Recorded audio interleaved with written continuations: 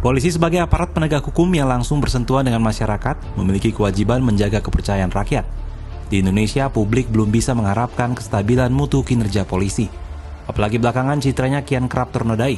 Mulai dari kasus Ferdy Sambo, Teddy Minahasa, hingga yang terbaru kasus Vina Cirebon dan kematian Afif Maulana di Padang.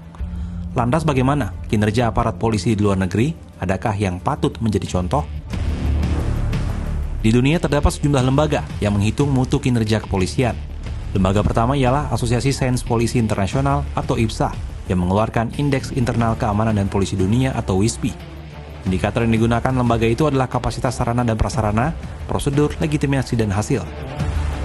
Lembaga kedua ialah Indeks Polisi dan Keamanan Global atau GPSI. Penghitungan kinerjanya menggunakan 4 pilar, yaitu tingkat kejahatan yang mencakup mulai dari aksi terorisme, kejahatan bersenjata, perdagangan orang, hingga pencucian uang. Dari WISPI hingga GPSI tersebut setidaknya ada 2 negara yang selalu masuk peringkat 5 teratas dalam capaian kinerja polisi. Mereka adalah Denmark dan Belanda. Denmark misalnya memiliki jumlah anggota kepolisian yang sangat kecil, apalagi dibandingkan dengan negara-negara lain, yaitu hanya 194 orang per 100.000 penduduk. Kan tetapi, mereka menang dari segi profesionalisme. Laporan WISPI mengatakan masyarakat Denmark rutin melaporkan kasus-kasus kemalingan dan pencurian ke polisi. Kasus ini mungkin terdengar receh dibandingkan kasus terorisme dan kejahatan bersenjata, tapi merupakan tolok ukur kemampuan polisi melayani publik dan menyelesaikan perkara tersebut. Sistem penanganan kasus juga dinilai efektif, termasuk oleh Lembaga Transparansi Internasional.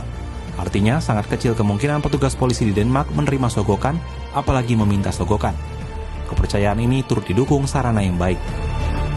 Sementara di Belanda memiliki posisi yang unik, karena meskipun masuk 5 besar kinerja polisi terbaik di dunia, situasi keamanan di negeri kincir angin itu jauh dari ideal. Kejahatan-kejahatan serius banyak terjadi di sana, mulai dari peredaran narkoba, perdagangan orang, hingga konflik bersenjata. Akan tetapi kepercayaan masyarakat kepada polisi tetap tinggi. Menurut WISPI, hal ini karena polisi selalu berlaku profesional. Keterbukaan sistem kerja membuat mereka susah disogok. Penanganan kasus juga relatif cepat, termasuk untuk kasus-kasus kecil seperti kecopetan dan kemalingan, sehingga masyarakat rajin melapor kepada polisi apabila ditimpa kemalangan.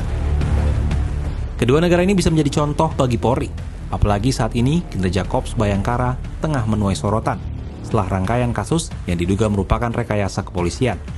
Salah satunya kasus kematian Vina dan Eki di Cirebon tahun 2016 lalu, yang kini mendapatkan perhatian khusus dari publik.